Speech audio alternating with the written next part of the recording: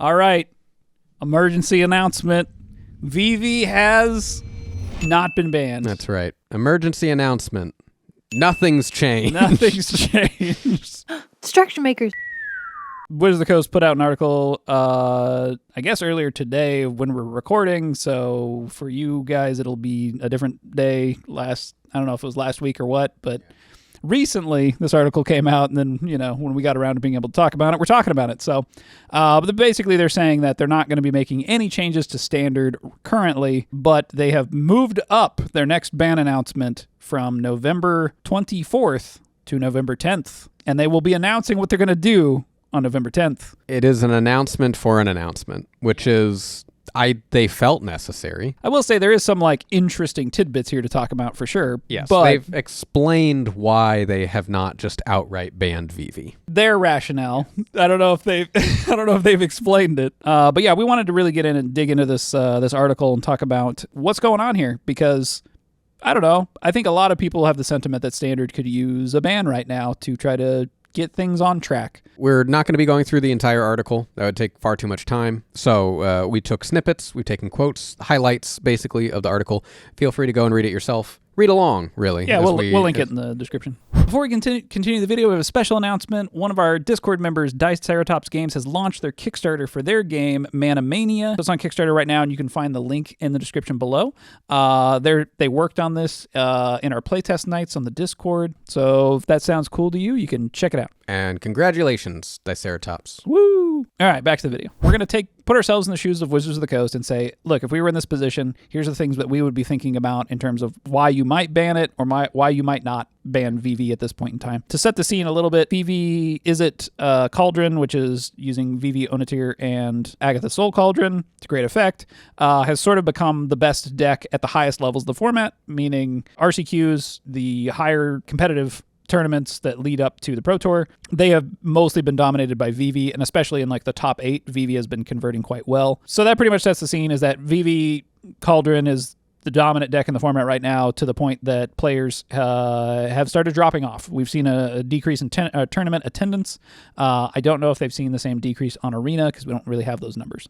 And this is immediately following the previous high-end meta decks, which were Izzet Prowess and Mono Red Aggro. Izzet Prowess then eventually using Vivv, Ornitier, in between the bans that happened, I think, it's one of the biggest ago. bans in Standard since 2006. And their plan was to try to shake up the format and make it so the format wasn't just mono red and blue red. And instead, now it's a different blue red. Blue red and a little mono red. So we'll get into that, though. First quote here, we're going to be more aggressive next year with the number of banned and restricted announcement windows and the timing, adding more. We hear loud and clear that we don't have enough windows of opportunity. So, okay, first thought here is there's two sides of this, right? You could take the tact of we're just going to ban things when we're seeing them needing to be banned, so that we're not ending up with tournaments that have kind of the same deck results towards the end of the tournament.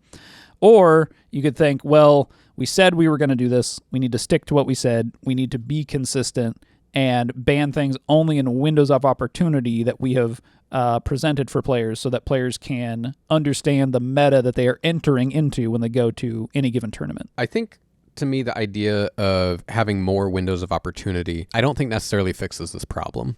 And giving themselves more opportunities for an out, I think, is only going to have more players speculate more often. I think the risk that you run into is incentivizing players to not try to solve the meta or turn over the meta on their own and figure out how to beat what's going on. You instead just wait for the next ban window, assuming that whatever's good is too good and it's just going to be banned. Which there's a possibility that there's already that happening in a way, that players are not feeling enough incentives to push the meta and try to turn the meta over, trying to beat out whatever the current deck is in the meta.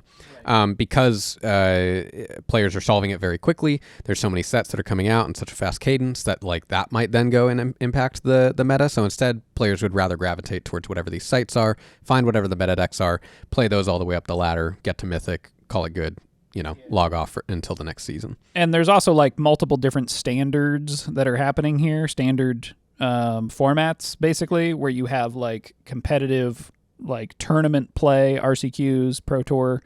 that are played differently. They're played best 2 out of 3 with sideboards, and then you have like Arena Ladder, which is, I think, probably mostly played best of 1, where nobody's sideboarding. And so those metagames are going to be substantially different, especially because players on Arena are just going to optimize enough so that they can climb the ladder. They're not incentivized to operate at the highest possible levels of the format. And depending on where they're getting data, any of these sites could be skewing more towards that sort of best of 1 arena ladder. Wizards has that data, right? Like they can see behind the scenes best of 1, best of 3 arena to get the data for that. Okay, but let's go to the next part of the... What we're not going to do is create a previously unannounced emergency banning window in the middle of the RCQ season, though it's worth noting that we have seen the calls for it and discussed it. Ultimately, we opted to stick more or less to what we had said we'd do for a few reasons. First reason, the aforementioned RCQ players who have taken the time, effort, and money to plan travel, assemble decks, and schedule time for tournaments, a surprise change to the format hurts them the most, and it undermines one of our clearly stated goals for these announcements, to provide players with the stability and knowledge to make deck choices for events. Okay, so this is clearly tying into what we were talking about, where they're trying to create a more stable format. This is, sort of why they've decided to extend standard to 3 years from 2 years. Seems to be, for whatever reason, they have decided that the direction that they want to go in is trying to make standard stable. I don't know if that's a good idea, but, we're sort of seeing the 3-year standard play out at this point, and it's ending up in this sort of broken format, needing ban situation at least twice now. And I think it has a lot to do with it's much harder to manage a card pool that's this large. We're talking 3 times the size of what standard used to be. So it feels like they've kind of switched where they're doing the design work, which is not on the front end anymore. We're just going to release all the cards, and then we're going to ban on the back end and try to curate a format. I think that this is probably the thing that's rubbing players the wrong way, especially veteran players, because this is not how Wizards has previously done things. Now, this is a design philosophy that I think can potentially be fine and work for some people. It usually caters itself or benefits more like digital products because they can react a lot faster and they don't have to completely ban. They can often just errata things. But we could look at something like Yu-Gi-Oh! That they sort of ban and unban things not on a whim. They usually have some sort of a build up to that. And as they ban and unban, it sort of shifts the format in a different way. Yeah, how's Yu-Gi-Oh! Doing right now?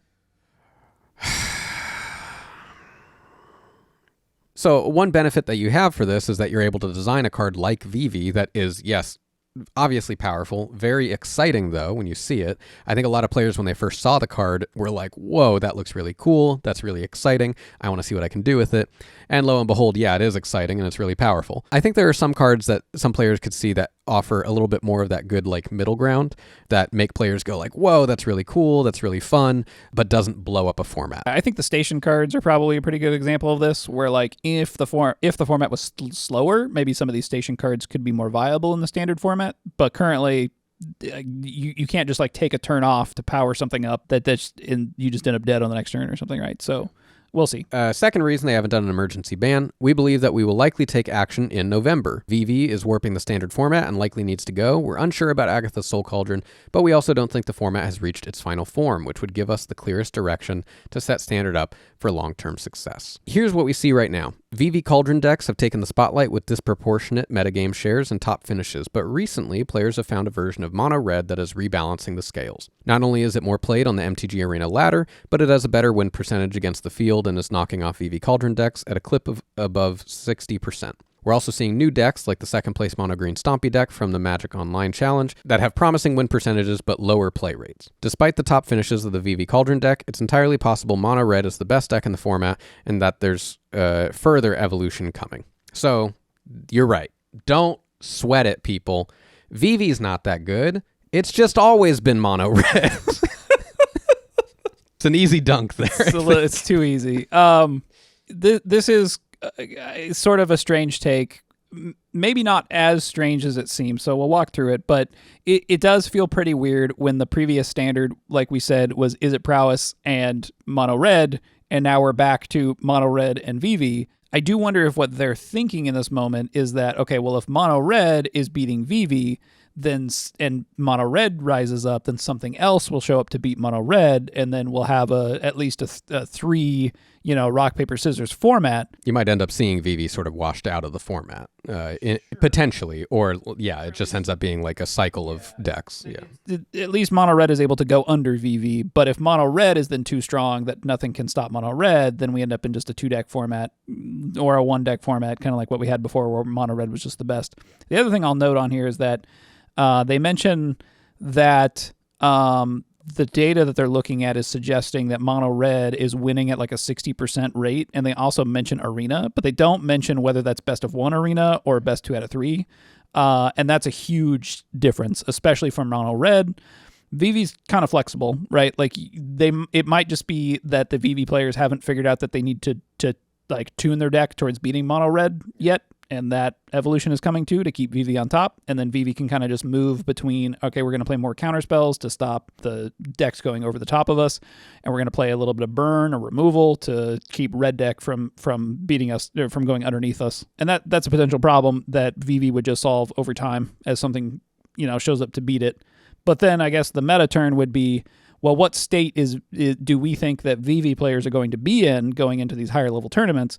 And then we're going to try to choose the deck that would beat the state that we think Vivv is going to be in. But that's still a format completely dictated by Vivv, and that's players might just come to the conclusion that, well, maybe I should just play Vivv, right? Right. It seems even worse than I think when Shieldred was kind of like the big bad in the room, that Shieldred could kind of be like blocked into any sort of deck that used black, basically. Reason 3, we believe standard play may be hurt in the short term by 1 or 2 dominant decks, but long term it is certainly hurt by banning decks out from under players in a surprise move. We want players to have as much confidence as possible in their ability to put a deck together and play it for as long as possible. That's why we move to 3-year standard and why we try to minimize bans where possible. Okay, so let's try to argue this a bit from their perspective. If they're saying the majority of standard players are choosing a deck and they want to play that deck for as long as possible, banning that deck out from underneath them might make them quit the game. Versus if you're tuning a standard environment for those people that I'm talking about who are switching decks all the time just based on like what's the best. If you banned a deck,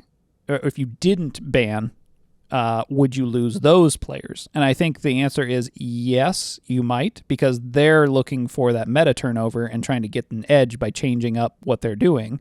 And instead, the metagame has stagnated to the point where there's just one deck to be playing. It might benefit like theory crafters right now, because there might be an interesting challenge for them to try and like come forward, right, and turn the meta. But if it's just not possible, or the incentives aren't there for people to try and do that, then instead people are just going to be sitting around waiting. And if you have these tight ban windows, that's what you're incentivizing, right? Is like, well, I'm not going to bother brewing. I'm just going to wait for the meta to turn itself over, and then I'll try to get a brewer's advantage when the new meta has emerged, and I'll just try to get wins off that point, because we already know. It's tough, though, because, like, some of this might be why control is, like, struggling a bit, at least in this meta, is that you're not giving it enough time to figure out all of the things in the format it needs to be able to answer. Because usually, like, sort of the format cadence we see is like aggro usually starts off as some of the best archetypes, at least being very proactive, and then over time control starts to come in because it sees what it needs to beat, and then it can tune to make sure it has the right answers. But if nobody's doing that, there's not enough time given, or if the creatures, the aggressive decks are too good, the answers are too poor, you never get that to emerge. Well, that's why I'm not positive. I haven't been super actively paying attention to a standard over the last handful of years, but it seems like it's leaned a lot more towards either aggro or mid-range, as opposed to control. There's been a handful of control, like Omniscience, Azorius Omniscience and stuff, but it seems like that going into that mid-range just becomes a lot more adaptable. And you're able to sort of adapt your play style based off whether you're going against an aggro deck or a control deck. So it just sort of seems like that safe space to just plop yourself in, especially in a best of one situation. Oh yeah, best of one is, I think, not great for the game generally, because you're going to end up with more of a soupy strategy, because you're like, well, I don't know what I'm going to go up against, and I only get one chance to beat it.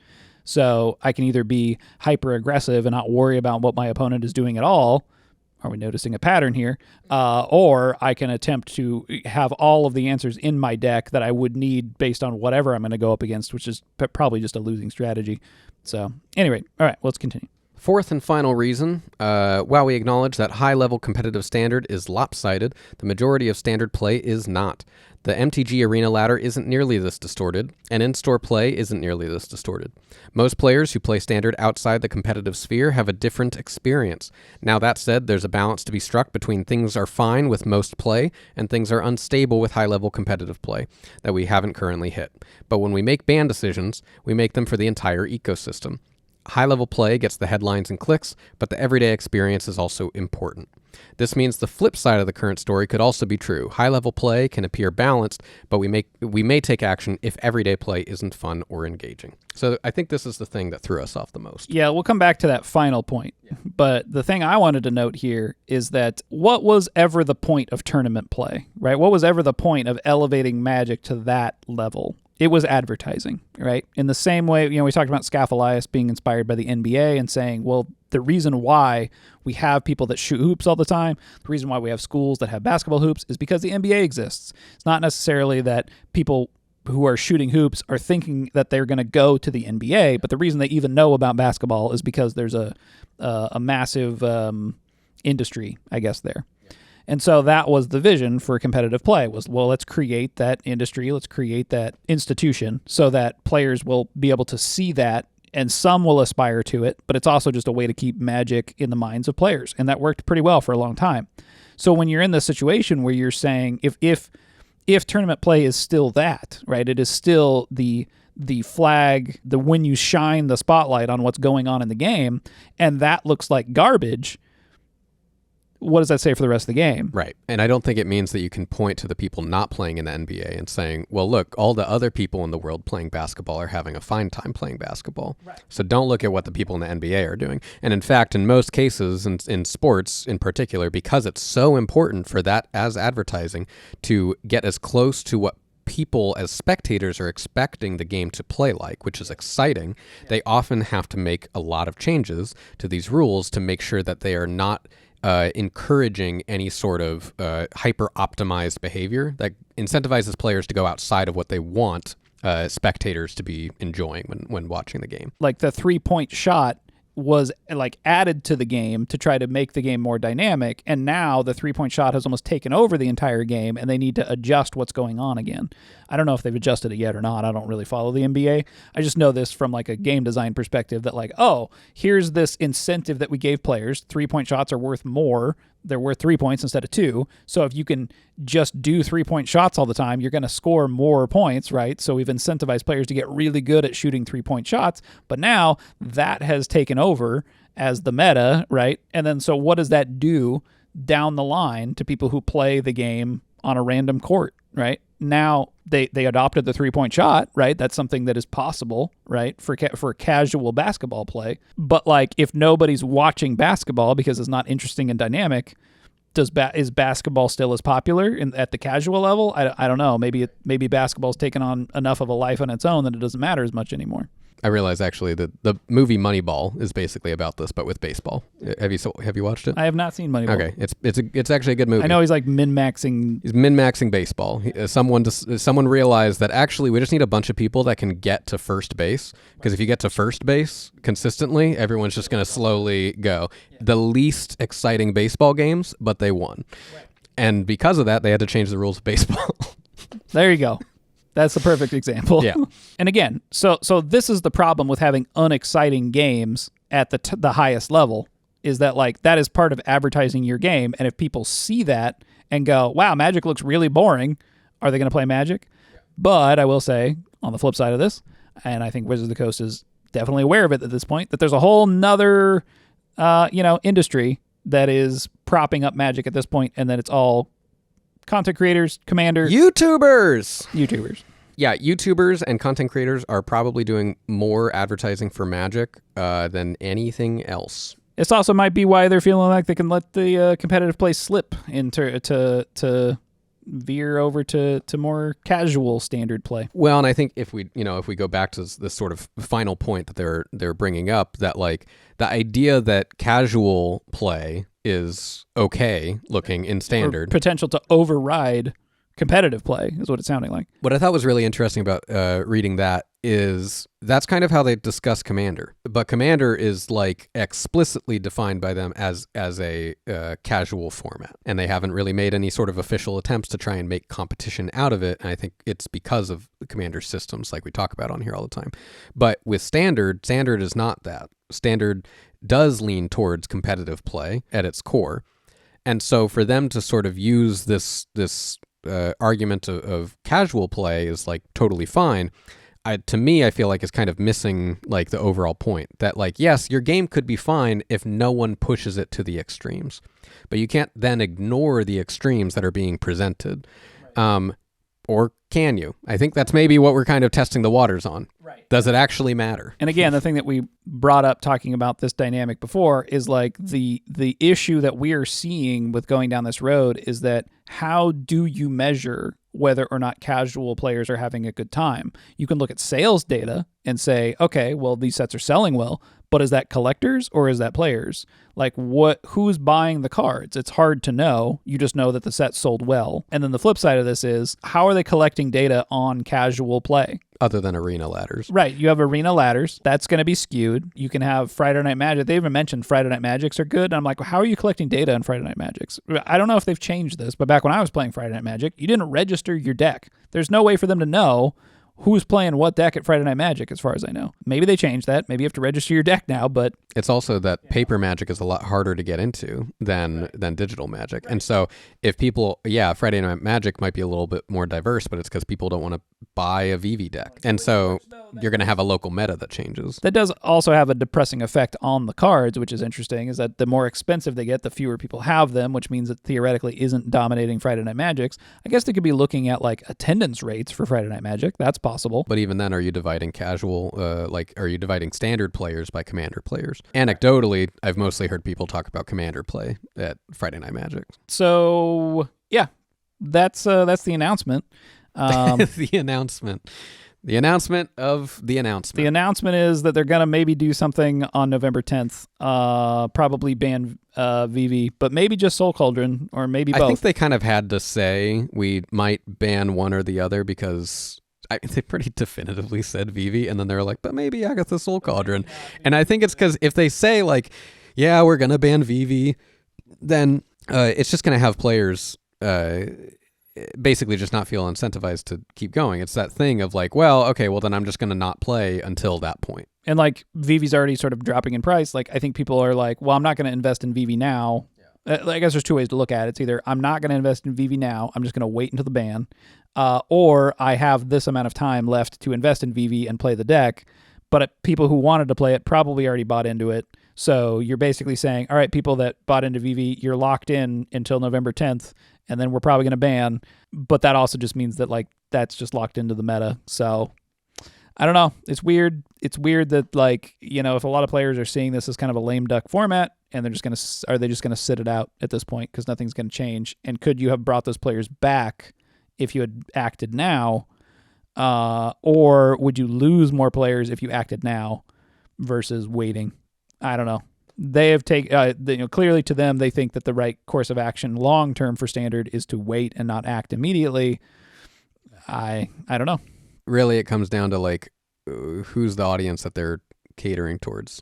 And I think that the way that this article ends does kind of make it seem as if like, yes, obviously they're considering competitive play. They're talking to competitive players, but trying to sort of trickle in this like, but don't worry because it's still fun if you play it for other reasons, kind of, I think is showing that they are just trying to lean into this being more of a casual thing that you do. Well, and again, like Mark Rosewater had his Blogger post that we talked about already that had a similar conclusion, that they are shifting their efforts away from competitive and focusing on casual. And I don't know. We'll see. It's been a long time since Magic has operated in that way.